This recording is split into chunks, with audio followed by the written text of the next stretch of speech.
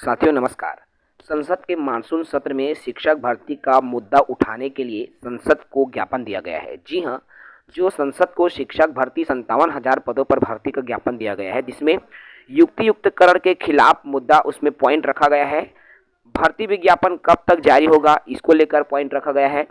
भर्ती कब तक खत्म हो जाएगी, इसको लेकर, और 2008 के सेटअप में बदलाव को लेकर। तो इन कुछ 4-5 महत्वपूर्ण बिंदुओं को लेकर जो ज्ञापन दिया जा रहा है उसमें रखा गया है। विस्तार से जानकारी दूंगा। साथ ही नए चैनल से जुड़े, चैनल को सब्सक्राइब करें। देखिए, आपको यहाँ स्क्रीन पर दिख रहा है छत्तीसगढ़ प्रशिक्षित डीएड एवं बीएड संघ, जिसके सदस्य बहुत सारे लोग हैं, जैसे हेमंत सर के द्वारा। तो उन सब के द्वारा ये ज्ञापन दिया गया है। और ज्ञापन किसको दिया गया है, तो प्रति माननीय दीपेंद्र सिंह हुड्डा जी, जो कि लोकसभा सदस्य हैं भारतीय राष्ट्रीय कांग्रेस के, और ये रोहतक हरियाणा के हैं। और ये ज्ञापन जो दिया गया है उसमें कौन से विषय रखा गया है, तो विधानसभा चुनाव जन घोषणा पत्र मोदी की गारंटी के तहत 57,000 शिक्षक भर्ती का मुद्दा संसद के मानसून सत्र 2025 में उठाने के संबंध में ये कहा गया है। और इसमें कहा गया है, उपरोक्त विषय अंतर्गत लेख है कि 2023 की स्थिति में छत्तीसगढ़ में 78,000 शिक्षकों की पद रिक्त था, जिसे ध्यान में रखते हुए 57,000 पदों पर शिक्षक भर्ती मोदी की गारंटी के तहत की गई। और अभी तक इसकी प्रक्रिया प्रारंभ नहीं हुई है, चूंकि यह शिक्षा विभाग से जुड़ा हुआ विषय है, इसलिए कुछ अलग अलग बिंदुओं पर बात कही गई है। सबसे पहला, भर्ती की समय सीमा।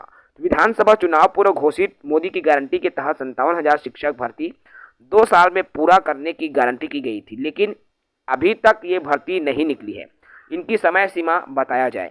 साथ ही साथ भर्ती की समय सीमा, ये कब तक भर्ती पूर्ण हो जाएगी, इसको लेकर भी समय बताया जाए। साथ ही साथ सेटअप 2008 में परिवर्तन को लेकर, अर्थात शिक्षा के अधिकार अधिनियम 2009 और राष्ट्रीय शिक्षा नीति 2020 के सभी मापदंड नियमों का पालन करते हुए छत्तीसगढ़ में स्कूल शिक्षा विभाग के सेटअप 2008 में परिवर्तन किया जा रहा है। और इसको रोकने, साथ ही साथ युक्तियुक्तकरण के तहत जो स्कूल बंद किए जा रहे हैं, तो 10,463 सरकारी स्कूलों का युक्तियुक्तकरण कर सरकारी स्कूलों को बंद या मर्ज किया जा रहा है। इसको लेकर, अर्थात इन 4-5 बिंदुओं को लेकर जो है इस ज्ञापन में उल्लेख किया गया है।